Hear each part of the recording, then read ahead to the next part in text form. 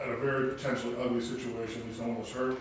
We were well aware of it. Everything that was supposed to go on in that situation, in terms of the custodian being on the ball, in terms of contacting the police, and in terms of the cameras capturing the situation, all worked as planned. So, questions on anything? Okay, now, there's always different parts of the school year. We'll start to really pick up speed going here till the end of the spring with different events, and I'll keep you up to date on all the dates of different things for which you could be involved. Thank you. Thanks, Dave. Mr. Trangrove? You're next, sir. Hello, good evening. I'm going to be picking up on the comparative high school data sheet that we had up before. I'm going to approach it a little bit differently. Actually, this is comprised of a cohort that was requested. For those of you who were on the board 10 years ago, might remember when it was requested that we put together this group of schools from the area against which we might compare ourselves to see relative position from year to year. So we have this comparative tool. It contains multiple data points as reported by the State Board of Education. It's 23 area schools, including ourselves, area and conference schools. And when we began, we were in the middle of the list, mired in the middle of the list, I might say, for a few years. Very happy to say that this year, all of our subtests, that is our subtests in reading and math and science, went up multiple points. For the current senior class of 2014.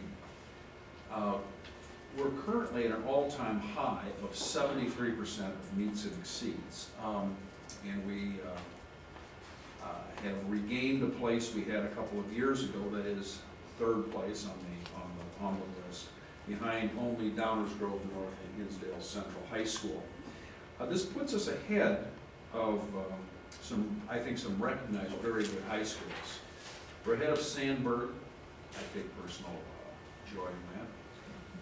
Andrew, Hinsdale South, Downers South, Plainfield North, Manuka. Those are just some of the schools there that I know are considered to be very, very good high schools. We exceeded Downers Grove North in science and equaled them in reading. Now, as I've looked at this, I'm a little, as reported by the state board, so it can't be wrong. But I don't see how we're behind them. We equaled them in reading. We're down 4 in math and up 5 in science. I don't get it. But then again, I was a history major. So the vagaries of the math are beyond me, but I'm really proud of the job that our teachers and kids did to get where they are. Downers North is a pretty elite high school, as you know. Hinsdale Central is among the state elite. I would say that the science department over the last 3 or 4 years has done a tremendous job coming back from scores that I know that they weren't satisfied with. And they've done a tremendous job coming back from that. Look at them now. The math department has been among the elite here for a long time. They didn't have a lot of bouncing back to do. But the one that really warms the cockles of my heart is the reading score. Because the reading score is not just because of one department. It's because of the efforts of every teacher, every person who works with kids in the entire building. Reading is everybody's responsibility. Math is just the responsibility of math. Science is just the responsibility of science. Reading is everybody's responsibility. Everybody, and I think over the years, everyone has taken hold of that, and everyone has worked hard, and I think our scores right now are terrific. I'm very, very proud of it. Kathy had made note that to the left of your chart there relates to the class of 2013. Our graduation rate of 96 exceeds all of the others, except Hinsdale Central. Now, for all of this, I'll say it, and I'll say it again. There's a lot of work to do because we're at 73 meets and exceeds. Turn your math around, that means 27% done. We got work to do. But I think it points to continued work, the 27% that don't, in our intervention programs.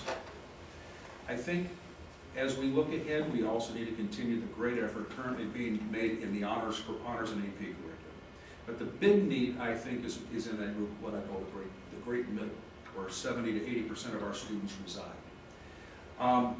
Fortunately, as we move into the Common Core, I think the Common Core standards will aid us dramatically in addressing many of the needs, especially of the great middle, such as problem-solving skills and application skills and so on and so forth.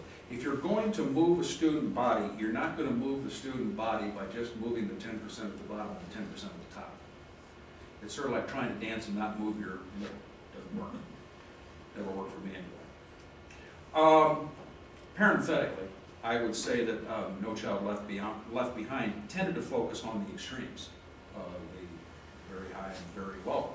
They have their reasons for doing that.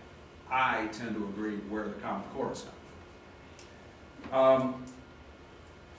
As you may have noticed, our college ready percent doesn't compare as well as our meets and exceeds. Now, these are two different groups of kids. But I do want to point out to you that on the left there you see a score of 63% for the class of 2013. What we already know is that the class of 2014 will come in at 65% and likely higher. But they're at 65% right now. We'll probably get better, which will probably compare better to our other cohort schools should we continue to have a cohort.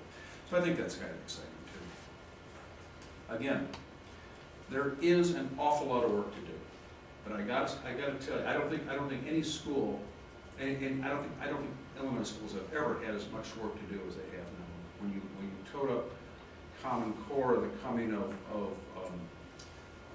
in our school, the Danielson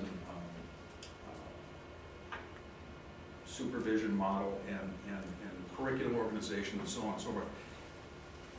I've been around here a long time. I don't think we've ever, for a lot of reasons, we're blessed right now to have outstanding resources available to us. Finances are somewhat better, perhaps. But right now we have a woman named Ann Worden, who is an extraordinarily talented person who's working with our Student Growth Committee in the area of student achievement-based evaluation, which is coming down the road. It's a big deal. Teachers' evaluations will be approximately 30% will be based on the achievement of students. Well, how do you get there? How do you draw up your rules for that? Word is working with us on that. Chris Reichman of CEC helping us with Danielson work, professional observation and evaluation. Steve Ertl, of course, Mason, working with us on curriculum organization. These are big jobs. I don't think we could do it without these people. And finally, I think we've been very fortunate that you've granted us general professional development assets. We are again able to send people to experiences that make them and the people that report back to better teachers and aid our students in their achievement. So lots to do. Good assets with which to work. And to close, I think for myself and for the teachers, thank you for all of these assets. They really make a difference. That's it. Thank you, Tom. Any questions for Tom? Seeing none, we'll move to the public comment portion of our agenda. In accordance with Board Policy 2-230, we welcome comments from the public at this time. We ask that each individual keep his or her comments to 5 minutes or less. Additionally, please do not repeat or reiterate comments made by others about the same topic. We ask that any person who wishes to make a public comment, please begin by introducing yourself, spelling your name for the recording secretary, and giving your address.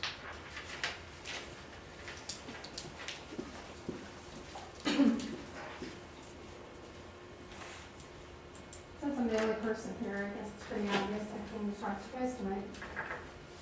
Kathy, I always love the report. I built it 5 years ago, so I told you that before. That was nice to look at. Right. So, tonight, like in the past, I've wanted to talk at the December meeting, I talked at the truth and taxation hearing. I submitted several questions to Dr. Tickner regarding the upcoming levy. One of the questions concerns the use of the $1,899,927 balance in the debt service reserve. Her response was the board has not discussed plans for the use of the hefty idle debt service reserve. Annually, Cook County adds 5% of taxes collected for debt service to ensure enough revenue is collected to make timely, complete payment of principal and interest on the district's debt obligations.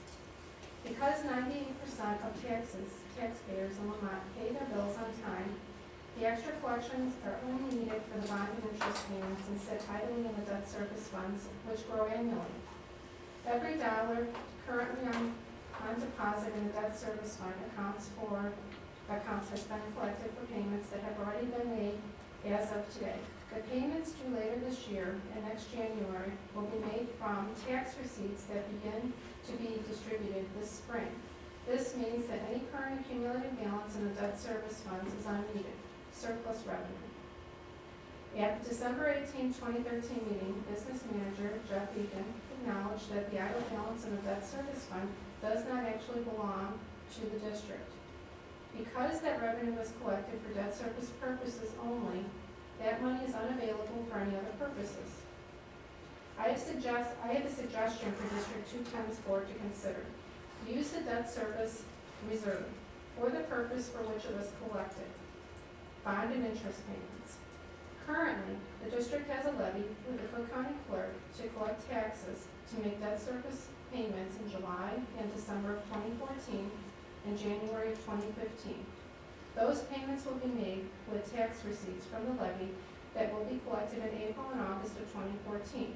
Instead of collecting the full amount of that levy, the district should use excess debt service reserve to make those payments and simultaneously reduce the levy currently on file with the county.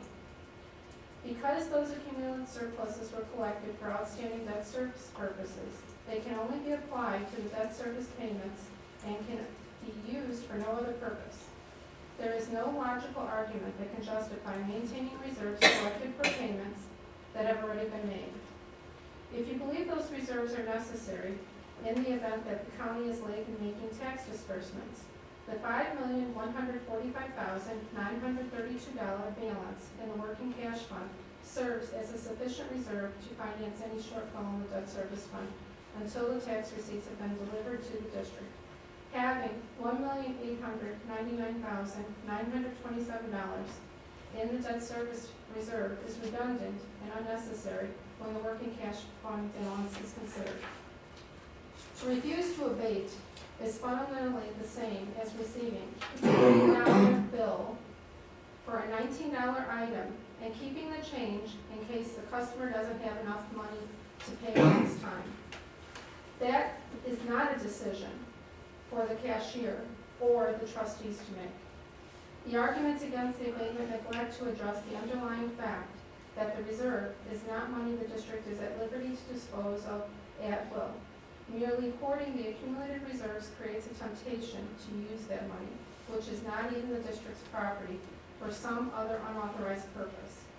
One needs to look no further than what District 113A to see what temptation idle reserves can be. Refusing to refund extra payments is one way the district can destroy the trust of the community. Please make this refund by abating the upcoming levy in the amount of the unneeded debt service surplus. Also in December, I also brought up the working cash levy. And my question would be to this board is, will the board be addressing the working cash levy I mentioned last month? I recommended reallocating the levy to a purpose that has a budgeted need. Absent any need in the budget for more working cash revenue, the only apparent reason you're collecting the working cash is because you believe you can, so you will. You have no need according to what the district's response was for me for that working cash. To sit there and say your need for money is to avoid a future referendum question from the taxpayers, your constituents, your neighbors, is shameful. You're overtaxing the community. That is not a need. Overtaxing is not a need. You have no need for the $1,600. You don't belong taxing us for the $1,600. Thank you. Thank you, Mrs. Reed. Seeing no other further public comment, it is time for our financial reports. Mr. Jeff Egan. Good evening.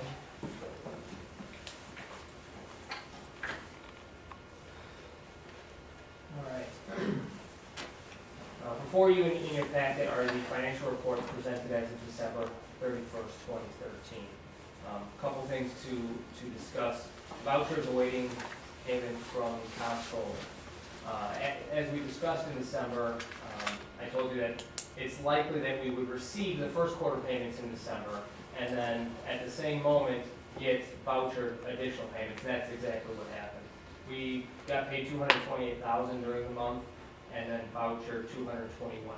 So we did receive what we should have, and then of course we have now another balance of $221 outstanding. So good news, bad news, I guess, but they're just basically about 3 to 4 months behind when they voucher. So same timing as we're familiar with. So just wanted to bring you up to date on that. Any questions regarding the financial reports for December? Okay. The next one, pursuant to Public Act 9863, the district is required to post a no firearms sign at the entrance of the building. This is the sign, you probably passed it on the way in this evening. We have identified and posted these signs throughout the building, and we'll be posting them, 2 of them also at the Bell Road Sports Complex. The size, the shape, and the details of the sign and how they were to look were all outlined in the Public Act. So we couldn't make it bigger, smaller, different colors, different shapes. That's what it had to be. Per the Act, you'll see these signs throughout the community here in Lemont and of course everywhere in the state. Places like hospitals, public transportation, playgrounds, universities, stadiums, libraries, airports, zoos, and museums are just to name a few. So as you go throughout the community, you'll begin to see them and you'll have a better understanding of what they are. If anybody does have a question, you now know. If not, you can ask me and I can help you out with that. Any questions regarding that Public Act? How will they be posted in outside venues? The statute states that you can't put it at a parking lot entrance, and some school districts that I've talked to have taken that stance that once you cross that curb line, you're now on our property. And places like playgrounds, forest preserve trails, things like that, you'll see a various number of signs, and just another one will be no firearms on that. So just like where we have the right to inspect the cars. Correct. Will we put that sign there? We could if we wanted to. We're meeting the requirement of posting them at the main entrances. We place them near the no smoking emblem or decal, so we feel that was kind of an appropriate place. If we thought that was the place to put that, we put the no firearms.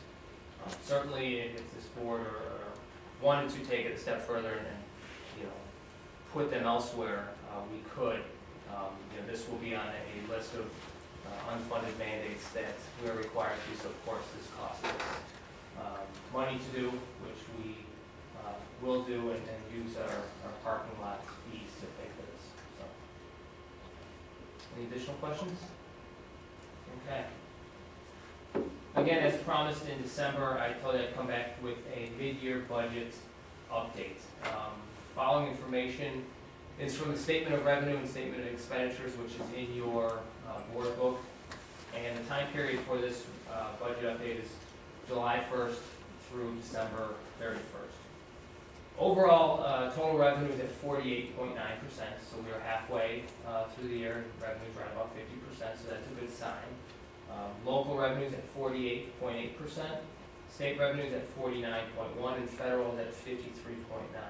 So again, we're halfway through the year, and we've received basically half our revenue. So good news there.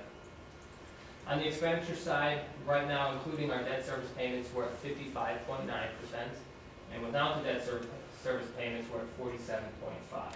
So we're trending slightly below the 50% halfway through.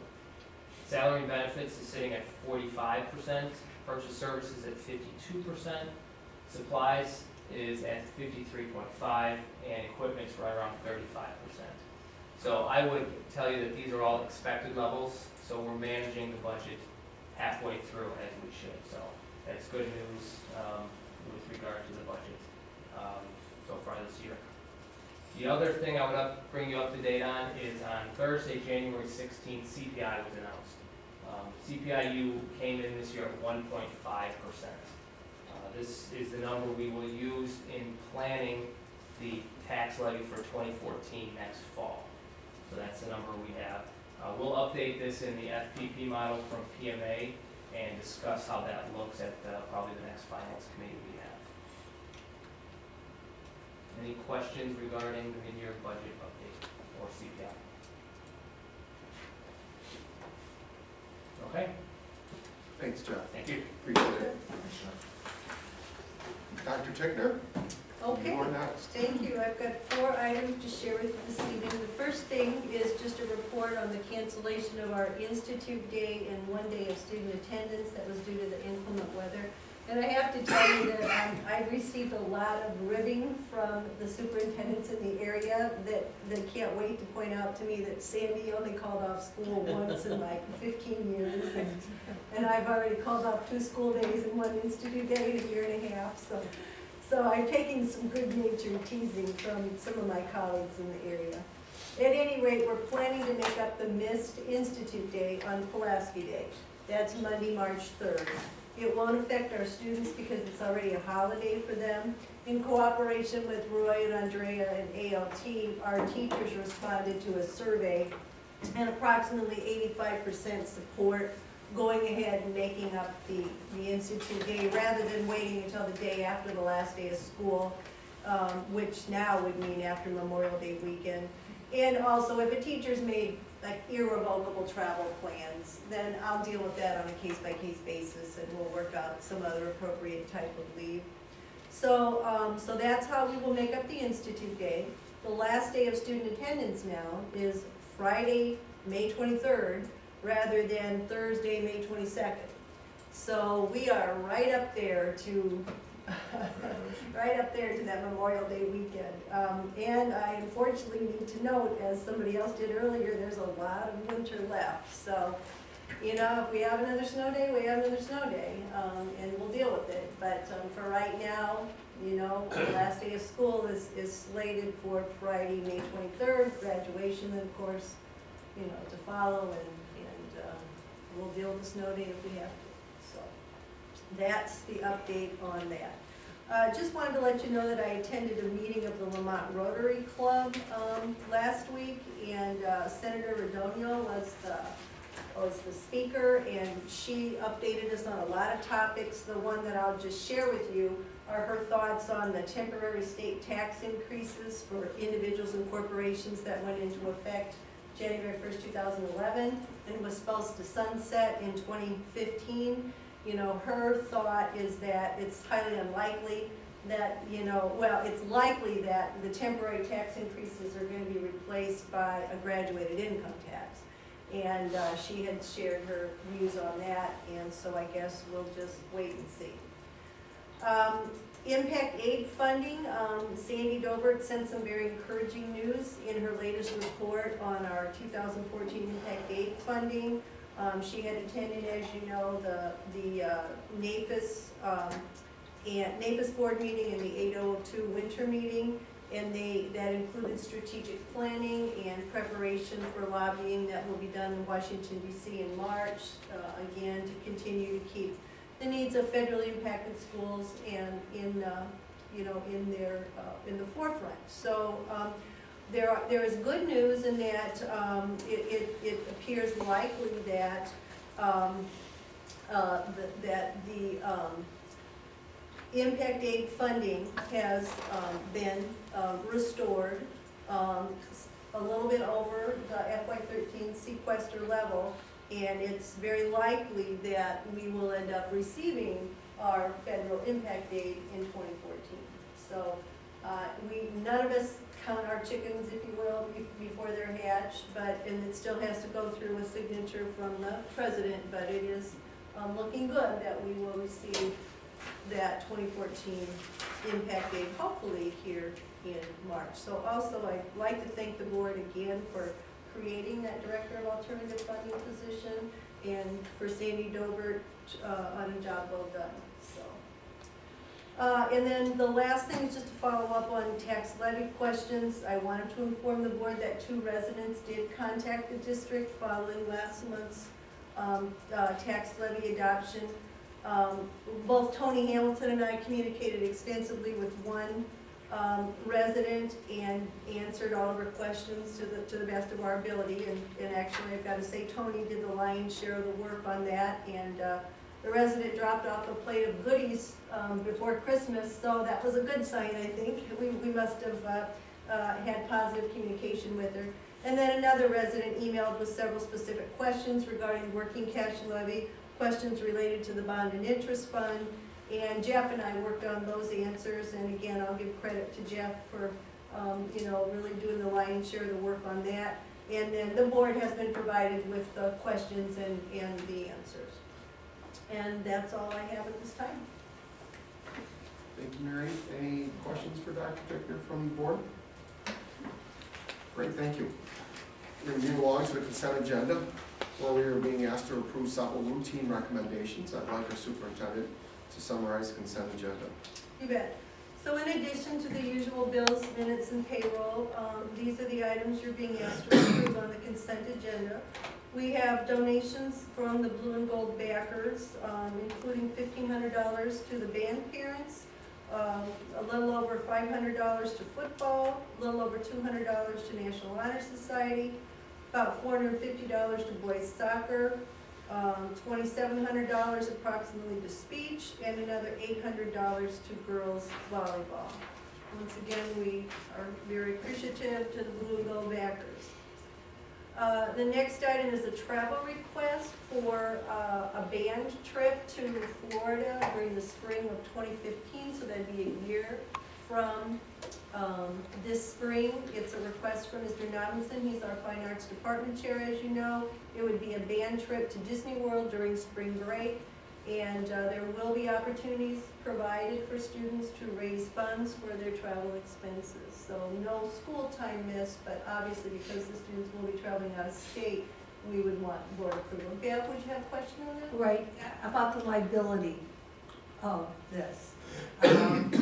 Does this just fall under our general liability insurance, or do they have to take out extra insurance since they'll be doing the road trip, or? You know, that's a good question.